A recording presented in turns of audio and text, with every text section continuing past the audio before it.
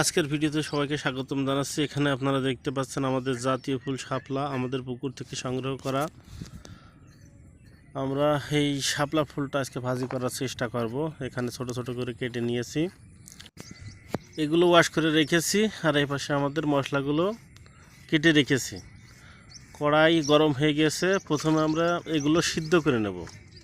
Wash করার সময় কিছু পরিমাণ পানি রেখেছিলাম যাতে এটা সুন্দর মতো সিদ্ধ করে নিতে পারি। আপনারা দেখতে পাচ্ছেন এটা থেকে কিন্তু ভাপ বের হচ্ছে, অর্থাৎ এটা সিদ্ধ হওয়ার যে প্রক্রিয়াটা সেটা কিন্তু চলমান। আমরা এইভাবে সিদ্ধ করেই রান্না করি। আপনারা একবারে তেল দিয়ে ভেজেও রান্না করতে পারেন, তবে আমরা এইভাবে রান্না করি কারণ বিলের পানি থাকে তো এর মধ্যে, যার কারণে এটা আমরা প্রথমে ভাপ দিয়ে সিদ্ধ করে নিয়ে ভালো করে পানি দিয়ে ধুয়ে তারপরে রান্না করি। এখানে কড়াই গরম হয়ে গেছে, গরম তেলে জিরা দিয়ে নিচ্ছি প্রথমে প্রয়োজন মতো।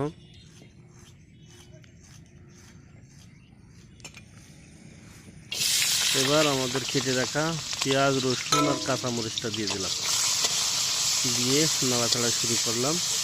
এটা সুন্দর মতো ভেজে নেব। আপনারা এখানে দেখতে পাচ্ছেন যে আমাদের ভাজার কাজ প্রায় শেষ পর্যায়ে চলে এসেছে। এখন আমরা এখানে এলাচ, ডালচিনি এগুলো দিয়ে নিলাম।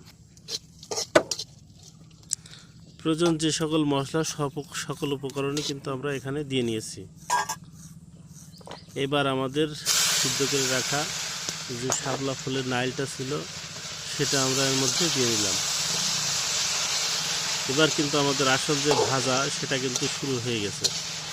এখন আমাদের শাপলা ফুলটা ওয়াশ করে রাখা এবং ভাপ দিয়ে সিদ্ধ করে রাখা আর মশলাগুলো ভেজে রাখা, শুধু এর মধ্যে দিয়ে কিছু সময় নাড়াচাড়া করলে কিন্তু আমাদের রান্না কমপ্লিট হয়ে যাবে। আপনারা এখানে দেখতে পাচ্ছেন যে আমরা কিন্তু একটু আস্তে আস্তে মতো করে রাখবো। আপনারা প্রয়োজন মতো হলুদ দিয়ে নিলাম। আপনারা কিন্তু চাইলে একেবারে বাটা বাটা মতো করে নিতে পারেন, অর্থাৎ গলায় ফেলতে পারেন। আমাদের রান্না এই পর্যন্তই। সকলকে ধন্যবাদ জানাচ্ছি।